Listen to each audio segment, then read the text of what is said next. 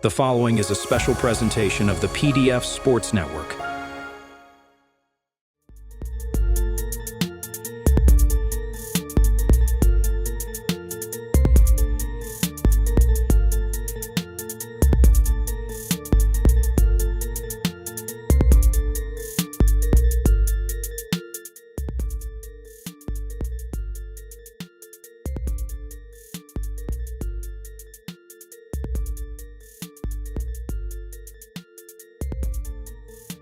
I definitely want to get into, and obviously before we do that, we gotta tap everybody in. So let's get everybody connected. We are earlier because my children have sports stuff all day. So first game is coming up pretty quickly. So we do have to get a move on. We got soccer first, doubleheader of baseball, and then from there, softball. So I want to say good morning to everybody. We had the NEFL championship game. We had really good football for the EFA, really good football for the LAL. We had good football.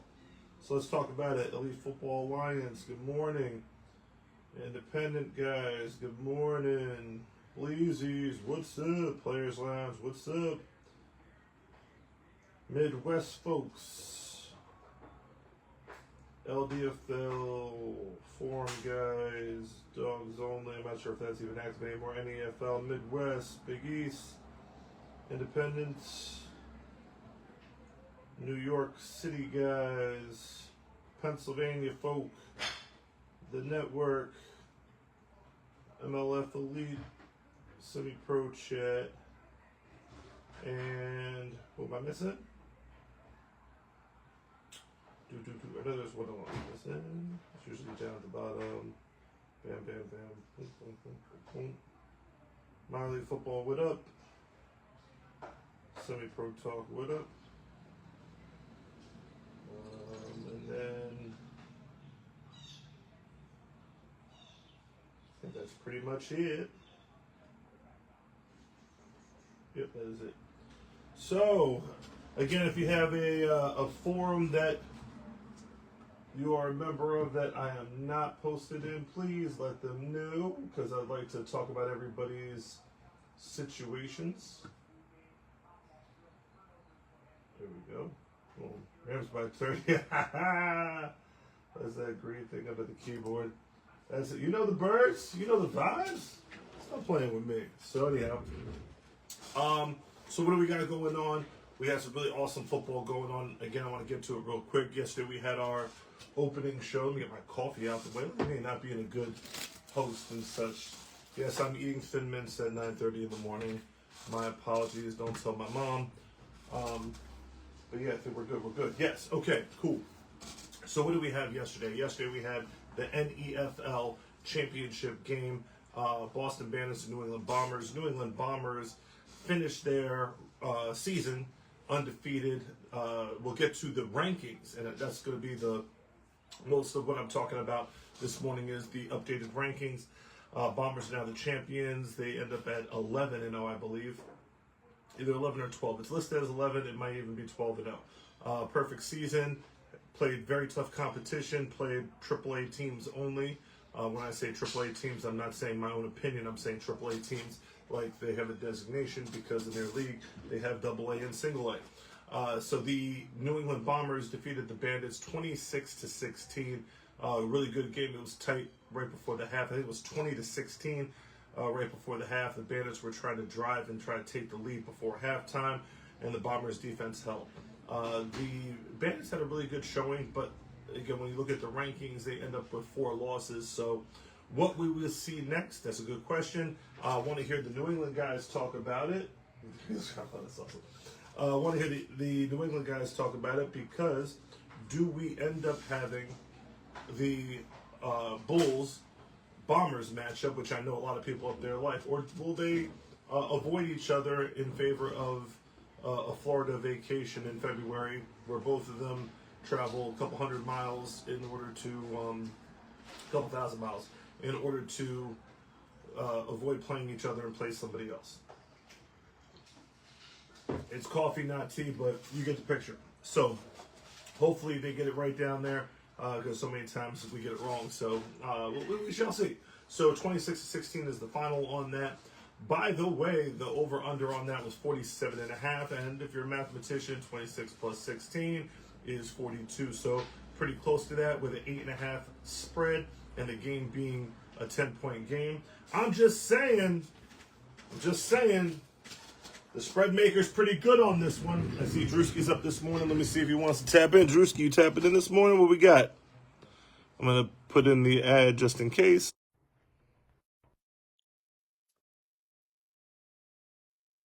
There we go. Yes. So, the spread maker. Again, we had a huge upset. We had a huge upset. Let me not sugarcoat that. Again, I could be meaner, but I'm not going to be. What up, my guy? What's up, bro? Good morning. What's up? Let me fix my volume on it. You're not going to mute yourself this morning, right? Yo, bro, I was just about to say, I'm about to drop Zion off to his mom now, and I just called her twice and she didn't answer, so she's probably gonna call in like the next 3 minutes. If Here I it don't comes. get if I don't get him there before she calls, it'll probably happen again. But let's cross our fingers. I'm really close to her house, so good morning, brother. The sabotage is on the way. We had some football. We Yo, had some really good bro, football. Ooh, I love it. Yes, indeed. So, talk to me. I'm just talking about right now the NFL championship game. The NFL championship game. The New England Bombers, who are now, I don't believe that you can actually dispute this. I think the Bombers are the number What's up, one dude? team in the land. Oh, yes, we are going to get breakfast. Jesus, my son. Zion just reminded me I owe him breakfast also. Yeah, you definitely. Good morning, Mr. Hewlett. Yes, indeed. You definitely owe breakfast. However, Just are back to my the fault, Patty. Talk to me. Yeah. are the Bombers the number one team in the land? Uh, I was just talking with Kev about it.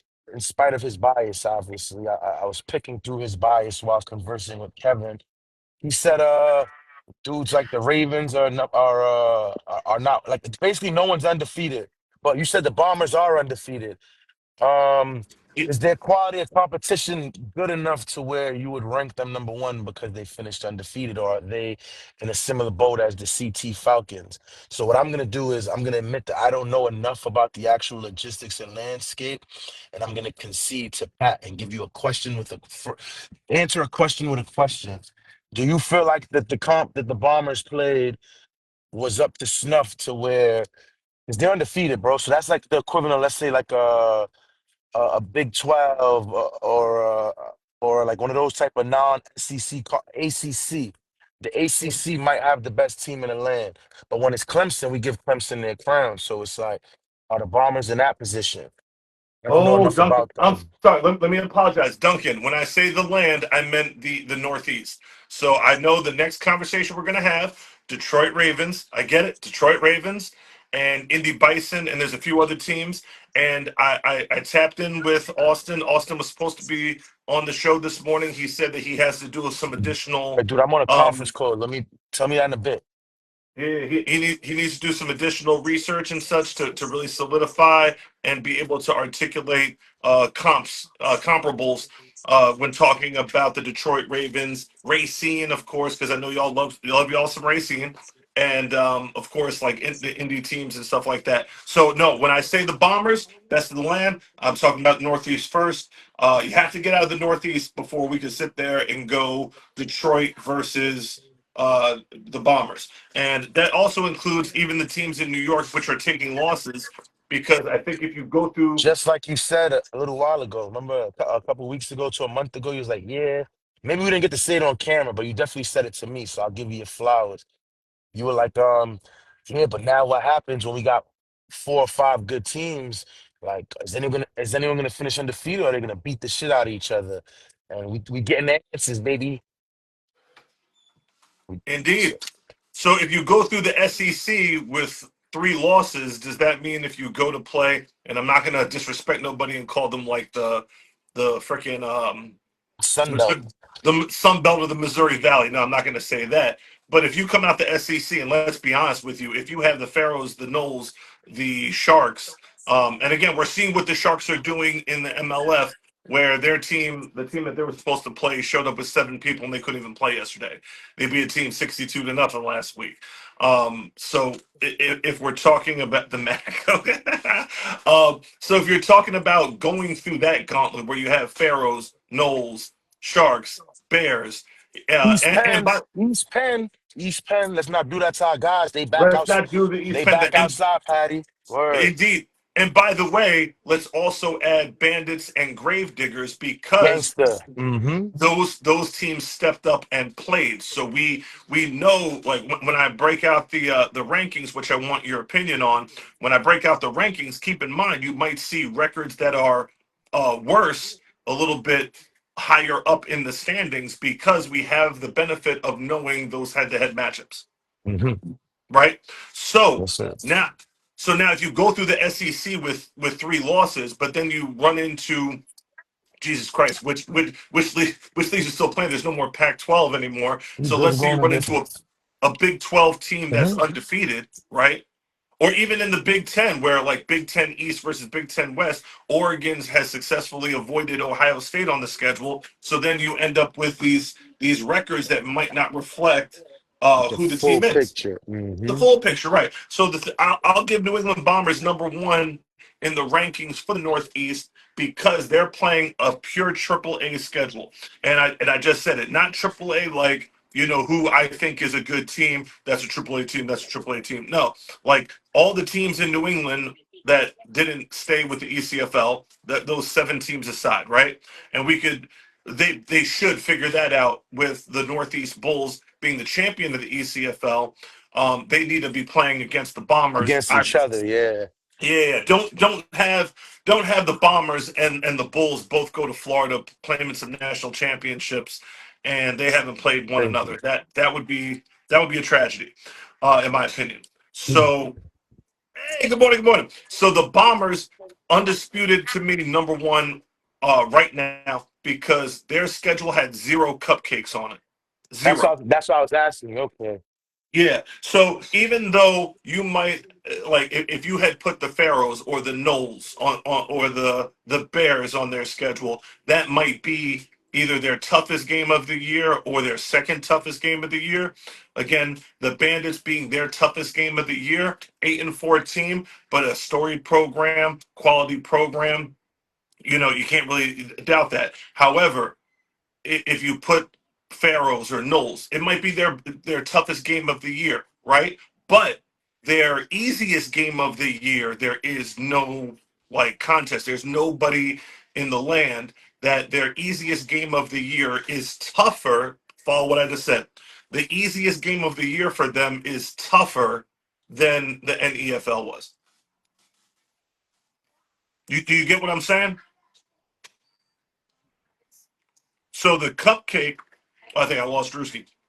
The cupcake on the schedule for the SEC is still a very good team.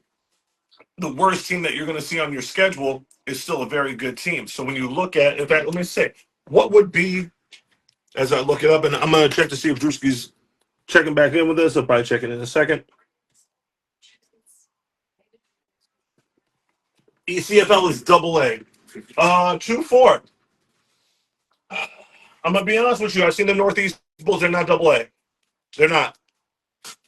They're absolutely not AA. Their resume might be second tier. I'll get you on. I believe you on that. Their resume is second tier. They don't have a Bombers resume, but when your easiest game is GSD, when your easiest game is the Glens Falls Greens Jackets, I don't care who your toughest competition is. If that is if that's your easy week, respect. Y'all deserve it. So yeah, I mean ECFL. Again, they don't have a AAA, AA, single A division, or at least legitimately, because they try to do that whole split playoff system in a 6-team league, which was crazy. But I've seen the Northeast Bulls. They're not a AA team. Definitely not. Now, if you have Bulls and Bombers, 2-4, tell me. What do you got to spread on a Bulls Bombers game? We should make they should make that happen. And if they make that happen, I tell you, it's not going to be a 2 touchdown spread. I don't think it's a, I don't think it's a 2 touchdown game. Bulls and Bandits. Do I think the Bulls would beat the Bandits, the Boston Bandits? I don't think so. But I don't think it'd be that crazy. I think it'd probably be a one-score game. They're not going to make it happen, and that is so bad. Generals and Bulls, yeah. Generals and Bulls, they made up their own resume.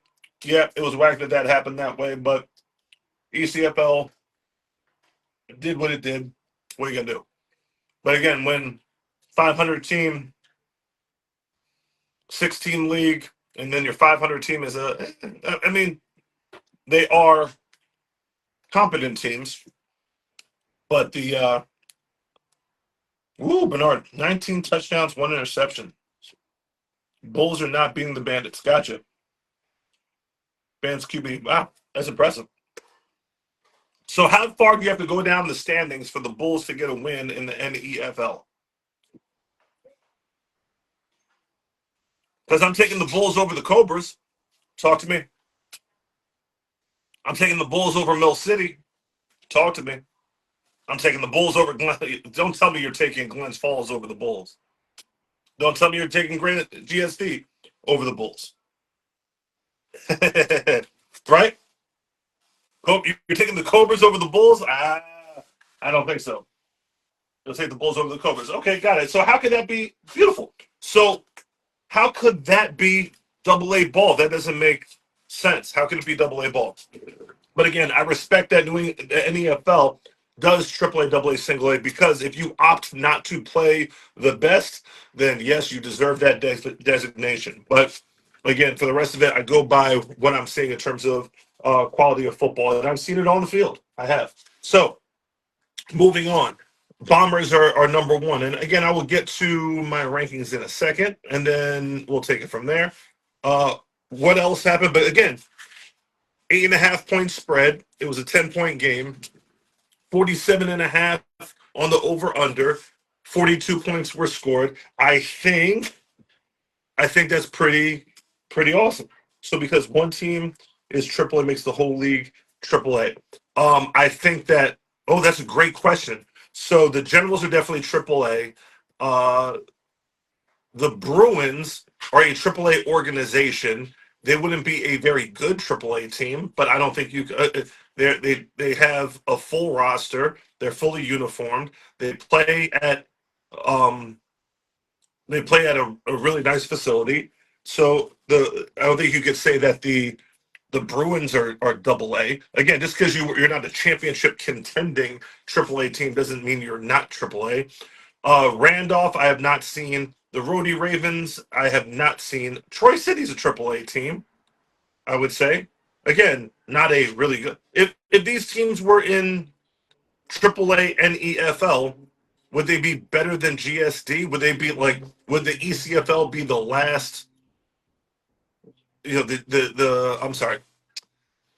The ECFL teams from the Titans, Ravens, Bruins, and Oilers.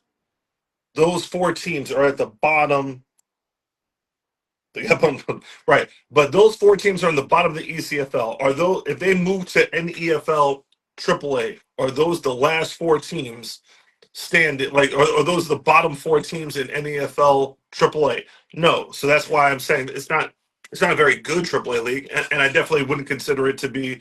Again, if you guys were comparing, like, is that the SEC? No. Is it the ACC?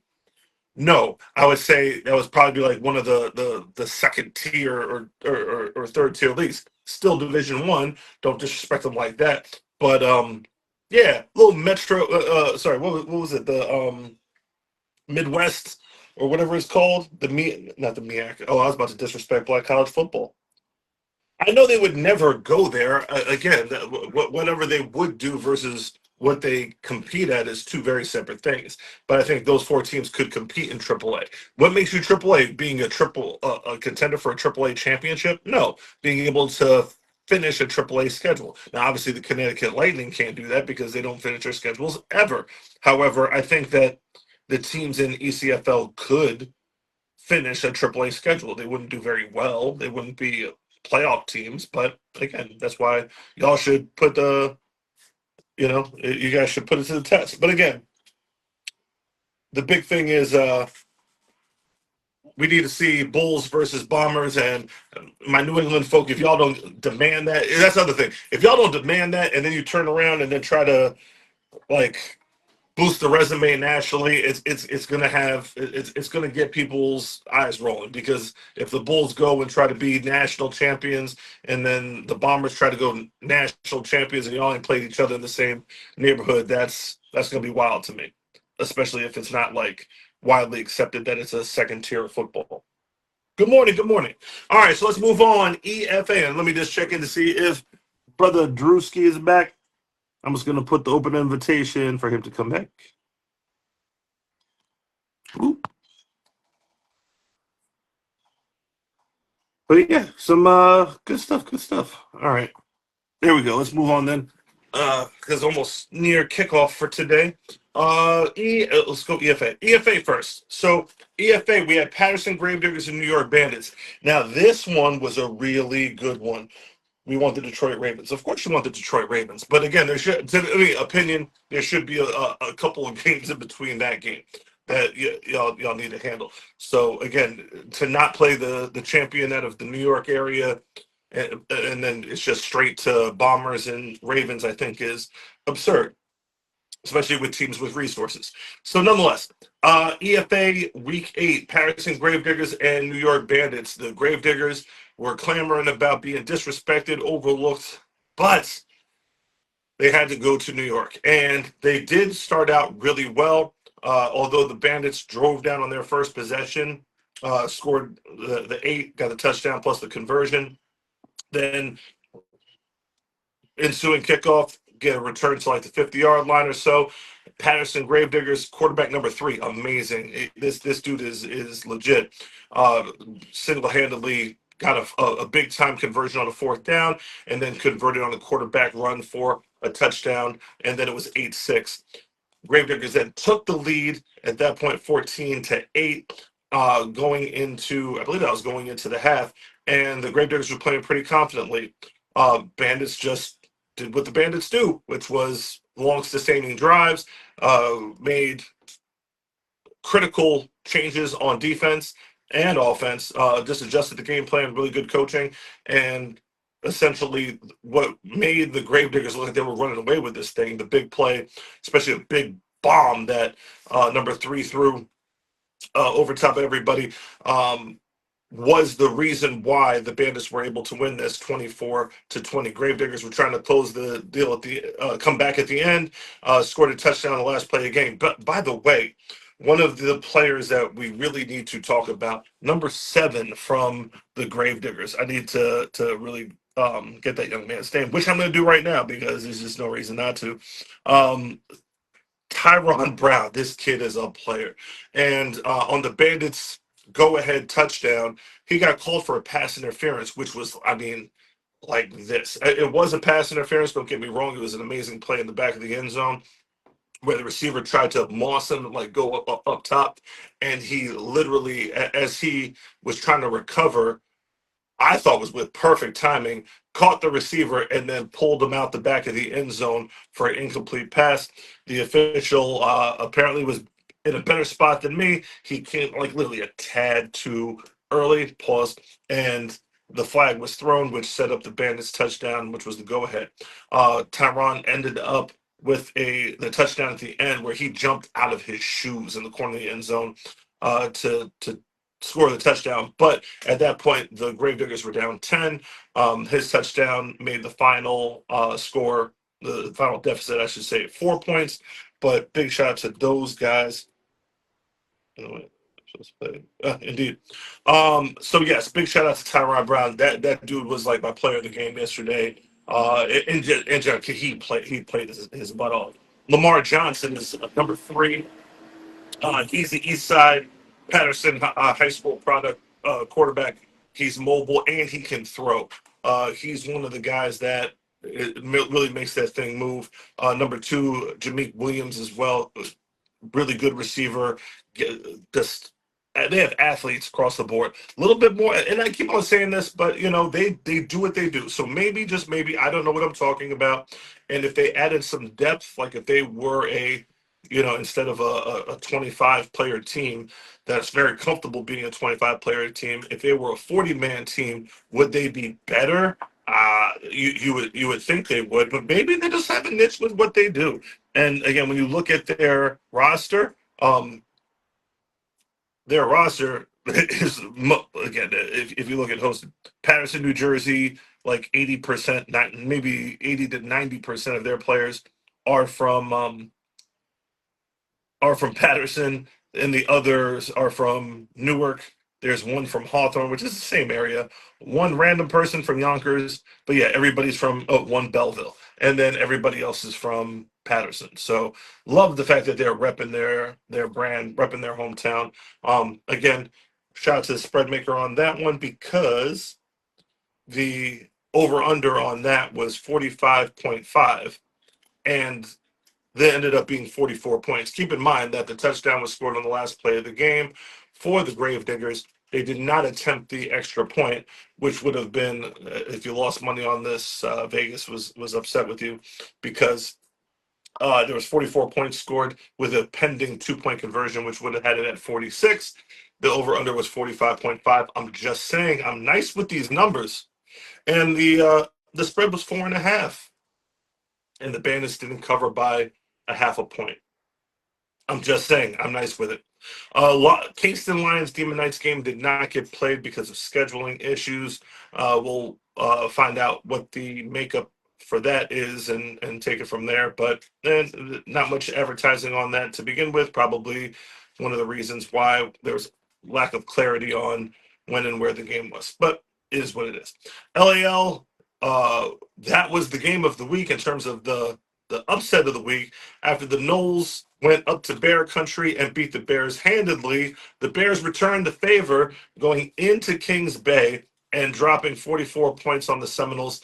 They end up beating the Seminoles 44-20. At one point, again, just for the sake of for accuracy, it was at one point 26-20, and the Bears ended up just putting it on pause at the end and ended up with 44 points. But this was a battle. It was going back and forth, and then the wheels came off for the Seminoles. Heard 4 interceptions in that one for G. Again, even Superman is entitled to a bad day, so it is what it is. So they split from between last week and this week. So not going to go with super overreaction Sunday, where we're announcing the end of the dynasty with the Seminoles and such. Definitely not, especially after last week's game. What you end up with is this is the game of the year for the LAL because it went from the semi-pro football, specifically the LAL. They have a pulse at this point to, oh my goodness, they split. There's not going to be an undefeated team in the LAL, which goes to the whole competition thing.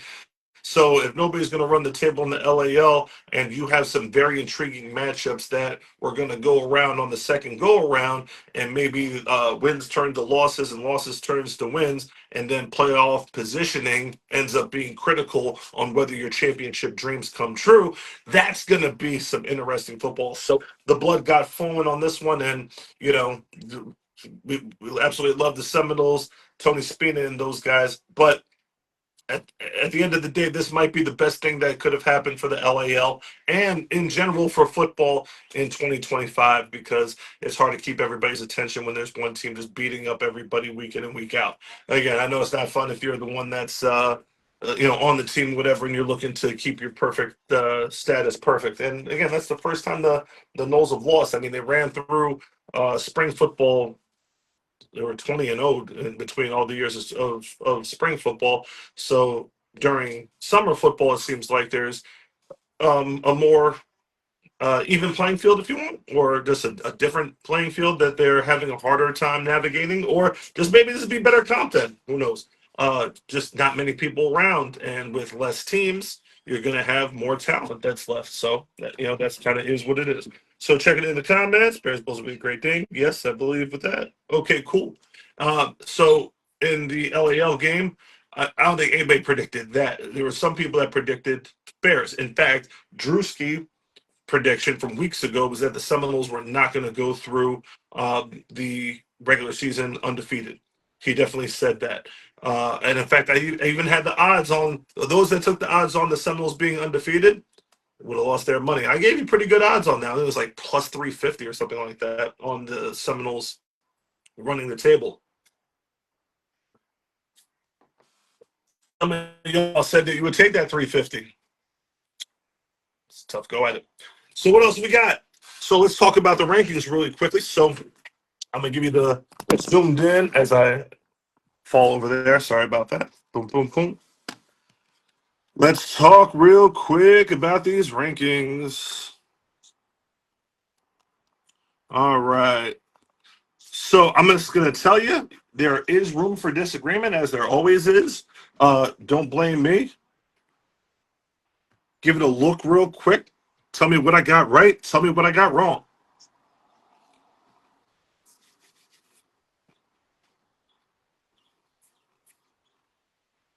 All right. So the Bombers are at number 1. There's no dancing around it. 12-0 and undefeated. And undefeated with the best competition from top to bottom. Their easiest game is the hardest game out of everybody's easiest game, if that made sense. Number 2, keep the Seminoles there. No sense in moving the Seminoles because last week, the team that beat them, this week, they beat last week. Yes, Gravediggers gave them a dogfight yesterday. Absolutely. I love the way that the Patterson Gravediggers played yesterday. Now I'm going to talk about the Patterson Gravediggers at number 12 because although they're a 3-3 team, they are a very impressive 3-3 team. But there's only as high as you could go at 3-3. I do respect that they had a very tough schedule, being that one of those losses is a loss to the Seminoles. Oh no, you lost to the Seminoles. That's the third game, so that's where 3-3 comes from. I included preseason games on this because this is the national picture. So if you would notice, the Bandits are 5-1. In their league, they're 5-0. However, I'm not going to put the Bandits over the Pharaohs, and the Pharaohs are at 4-2 because head to head, we know who won. I was at the game. Bandits lost to the Pharaohs. And by the way, that's why we need those games. For better or for worse, in terms of whether you lost or whether you won, we need those games because when we're talking about the Nationals picture and everybody that wants to take the trip to Florida or wherever it is that they want to go in terms of the national picture and in terms of being ranked nationally, those are the games on your resume that are going to be able to boost you up in the rankings. So, for example, Gravediggers, if y'all had beaten the Seminoles, even at 4-2, your 4-2 would be higher than the Brooklyn Pharaohs. So you would be in the top 5 right now. And that's why you would take those games, by the way. I think that's fair. But again, you're more than welcome to disagree with me. So I have the Bears at number 3. They're at 6-1. Now keep in mind, I'm not liking that 6-1 because really it's 6-2 because they lost to the. Actually, it's really 5-2 because they lost to the Sharks on the field. I don't like that hinkiness or whatever. I'm still trying to figure out what to do with the Sharks because the Sharks are now competing, if you want to call it that, in the MLF fall. I've been told yesterday, as you saw on the show yesterday from Will, that there is some competition there and that the league is organized. Big shout out to Coach Crow. He's got those guys in order and organized and know what they're doing. But then last night, the team from Charm City, the Assassins, got assassinated and only came up the turnpike with 7 players. So we'd like to hear what Will's thought is on that. Maybe we jinxed it. Sorry about that. Yesterday by talking about it too much. But the Sharks end up with last week 62-0 over a complete cupcake. And then this week, getting a forfeit win, basically, So that's not fun. And then meanwhile, again, the LAL ends up with the game of the year on a rematch with the Seminoles and the Bears, which sets them up for, with the last week of the season coming up and playoffs, sets them up in good position to get the headlines again. And that's where you get from there. So number 4, I have the Northeast Bulls. And again, this is where the debate comes in because I've seen the Bulls live. I think the Bulls are very much comparable to the Pharaohs, and the Pharaohs got beat by the Bears pretty handedly. The Pharaohs have a shot at kind of moving things around, and therefore, if the Pharaohs end up beating the Seminoles, then I might feel different about the positioning of the Bulls, whether it be for better or for worse. But again, I've seen the Bulls. I think that's where they belong, right in there. I think the Pharaohs, based on their record, and especially that loss to East Penn, did not do them any good. Some people would say I should have dropped the Pharaohs a little bit more after losing to East Penn, but I don't think East Penn slander gets you anywhere. Now, this is the interesting thing, right? When we talk about interesting storylines or what if scenarios, and I know we all focus on who's up top with the Bombers and the Seminoles and who would win amongst the Bulls and the Bombers and such. But an intriguing matchup to me would be East Penn and the Gravediggers. Two teams that do not have good-looking records. East Penn's at 2-5. Gravediggers are at 3-3 overall. Again, what would you think of a game between those two? If you just looked at the records as a marquee game, no. But I'd like to see Gravediggers and East Penn. That would be an intriguing matchup. Absolutely would. I like to hear maybe S Black on that one because Sean Kelman is familiar with both of those teams. I'd like to see that happen. Again, just as a fan. What else we got? Bandits at number 6. Again, they can't go over top of the number 5 team because they lost head-to-head. Valley Generals are next. Hey, what's up, my guy? What's going on, Pat? Good morning. How are you, sir? Good I'm morning. blessed, Good man. morning. How you feeling today, man? Oh, I'm doing awesome. I got kids football today all day, or kids sports today all day, I should say. So doing well, doing well. Sounds I was brutal. just yeah, I got soccer and then 2 baseball games and then a softball game. It's a lot. I'm actually going to Giants Stadium for the Giants Chiefs game. Oh, you get to see Mahomes. Yeah. We're doing it for Coach Chuck's birthday. We're going out there. Nice. We're actually going out there like 2-3 o'clock. We're gonna actually tailgate. It's actually gonna be a decent day. Beautiful. I get That to is be awesome. outside today.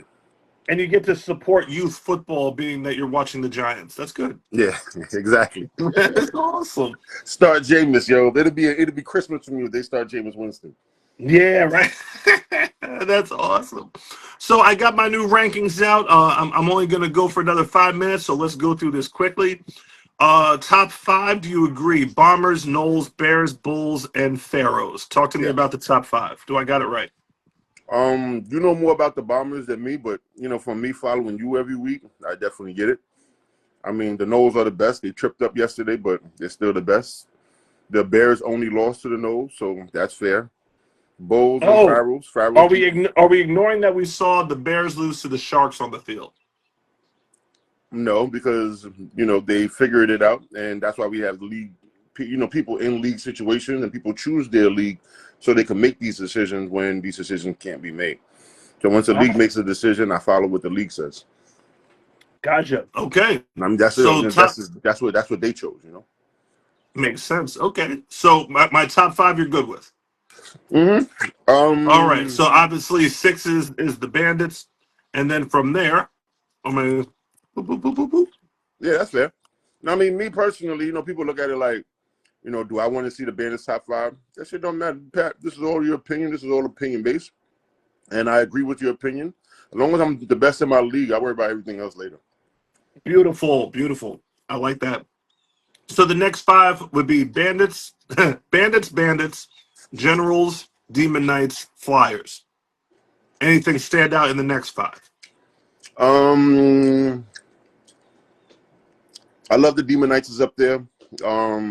League pride, I would like to see them bumped up a little bit more. But like you said, if they had played yesterday, they would have immediately put themselves higher than somebody, I would assume. But Right. things happen. The end of the year is what really matters the most to me.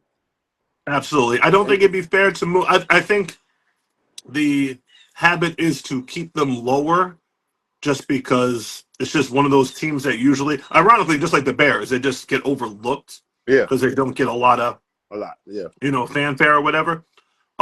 From there, though, you're like, okay, how high can I really put them if they haven't run into the Bandits?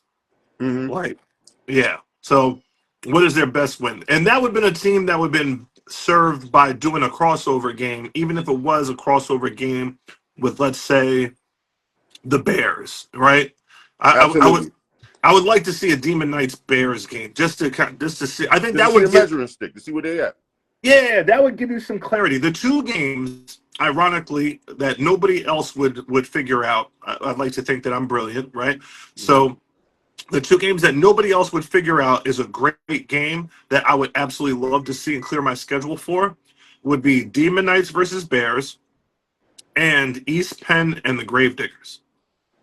Mm. Yeah, see, I got Yeah. you. I got you on that, didn't I?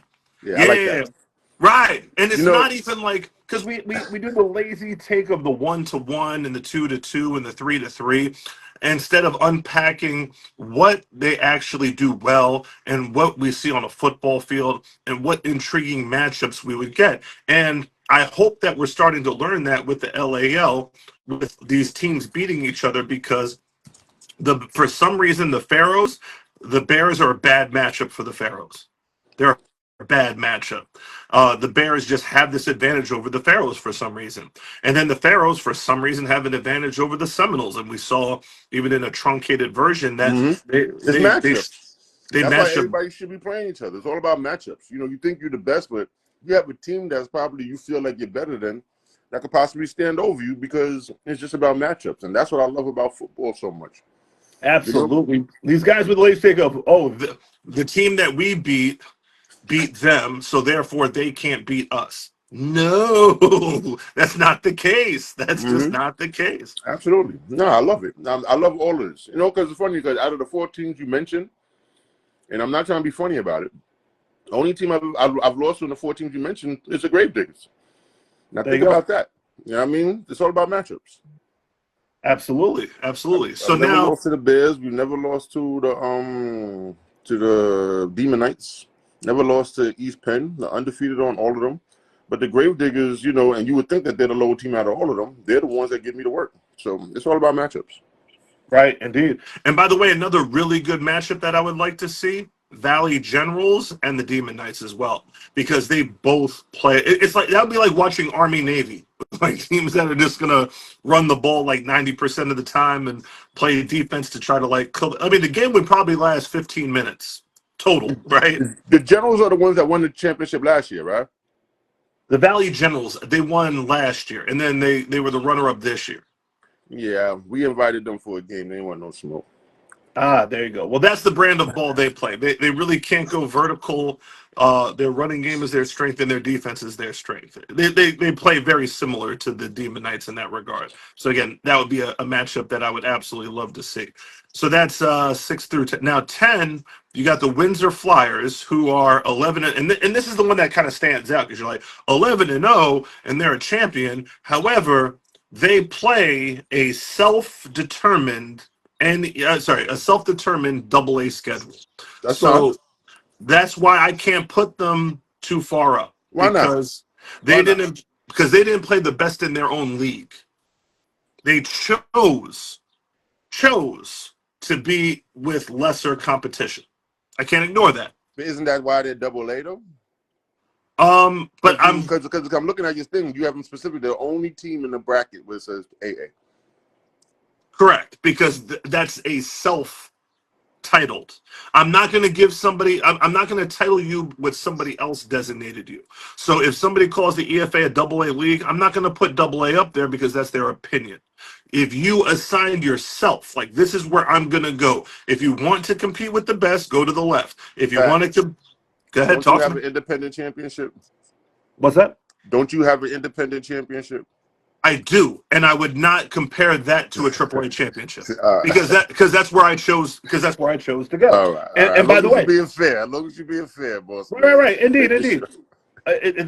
That was what that accomplishment was, and in that year, that's why it was important to put exactly what it was on the trophy because the ECFL had a AAA championship, and they had a AA championship, and then that's what it is. So Love it. they do have this, and they make people feel a little bit better about themselves, which I think is unnecessary, but whatever. By calling double, oh, there it is. Get ready for the tailgate. Get ready for the There you tailgate. go. Oh man. So the conferences are labeled like Maritime Conference, and like they have these names where they don't just say flat out double A or triple A or single A. They have like nice names to them to like kind of, sugarcoat it a little bit. But yeah, that's what it is. And by the way, if you have a young team, like again, you have your Pioneer Championships, right? Yes, 100%. You call it a Pioneer Championship, and it goes into like a separate area. But again, your team wise, it's a different accomplishment. Oh, there it is.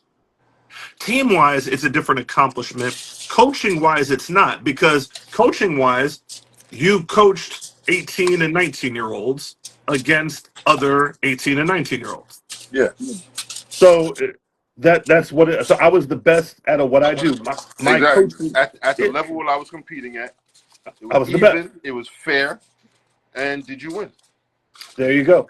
So I don't think anybody else, including that independent conference thing, would say that a team traveling on average 150, 200 miles at a clip was misplaced and I was a AAA team competing in single A or something like that. No, I had a single A roster. And by the way, who has, since those players have gone other places, has anybody else won championships with those players?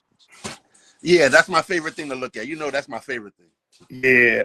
Who could do more with what you had? Like Yeah, I feel as though, and I know you feel this way with Spina, right?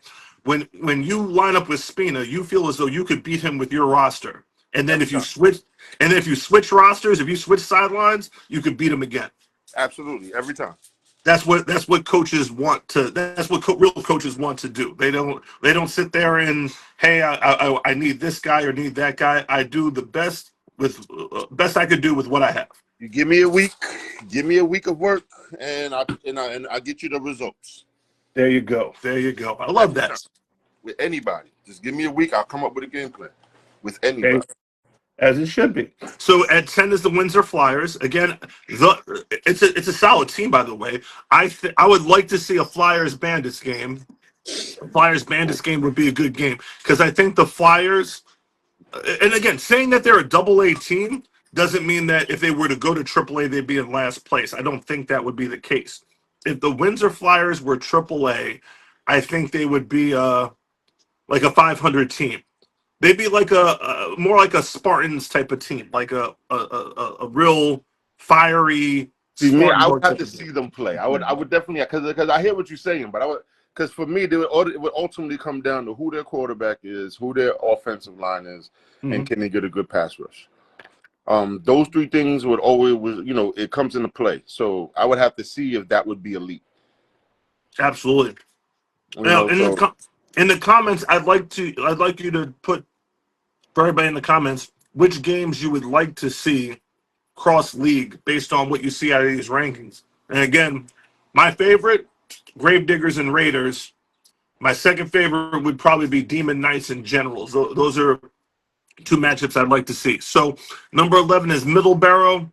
Then we have the Gravediggers at 3-3. East Penn. I want your opinion on whether I got that wrong, whether the Gravediggers or East Penn should be higher than the Gravediggers at this point. I know you probably haven't seen film on East Penn this year. So I definitely haven't watched East Penn. You always watch. Did I need to hear that? And then Troy City at 14, and then the Rhode Island Riptide, they're single A champions. So they played a few double A teams. So I put them in at 15, respect to them for winning their championship. Even if it's a single A, you were the best at what you did. Absolutely. So Gravediggers and the Raiders, those are like two of my favorite teams that I don't coach, Gravediggers, they are they got a core of guys. They're not going to show up with a lot of guys, but they're going to show up with guys that know exactly what they're doing, and they follow their game plan. Then you got the East Penn Raiders. You got hungry. I'm talking about players that are starving to get that attention that they feel like they deserve. An organization that is starving to get that respect that they deserve. I think that you're going to get one of the scrappiest games ever. But I would have to give the edge to East Penn, actually, because I think East Penn got the better D line, but right now the Gravedigger got the better quarterback. So that would be a great game to watch. I mean, to me, I couldn't tell you right now. Now, I mean, the Gravediggers have the better quarterback, but that defensive line and the way that the East Penn play, they're scrappy. Like they fly. Like they're the team that's the most annoying. So. I'm not saying they can't be beat, but I'm saying though they're very annoying. They're very hard to scout against because you don't know what they're doing. I'm be honest with you, they don't know what they're doing. They don't know what they're doing. They don't know how to scheme against themselves. They just be doing shit. And so I respect that about East Penn, but the Gravediggers, they're gonna run 6 plays on you, and you're not gonna be able to stop them. That's what I like about the Gravediggers. They're gonna run 6 plays. Nice. Like their coaching style is pretty much like the Demon Knights. Only difference is the Gravediggers, they actually, I want to say, believe in the system. Okay. Gravediggers believe in the system as opposed to the Demon Knights. Is not their 6 plays are not as effective as the Gravediggers 6 plays. Gotcha. But the Demon Knights beat the Gravediggers, so it's like that's why I love football, man. Yes. It is what it is, Who wins the chip at the end? That's the most. You know what I mean? We figure that out later, but. Absolutely. All right. So, what would be the game in terms of if I need to pull up the rankings again, I will. The interleague game that you would like to see the most?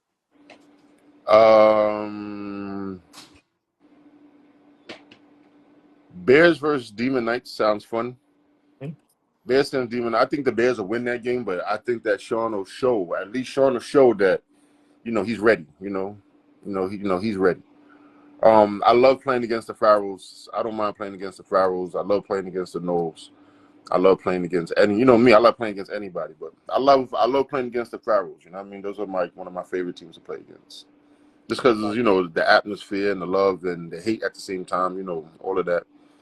Makes sense. And that original matchup that you said of what's that number 1 team versus the Knolls? I want to see them play.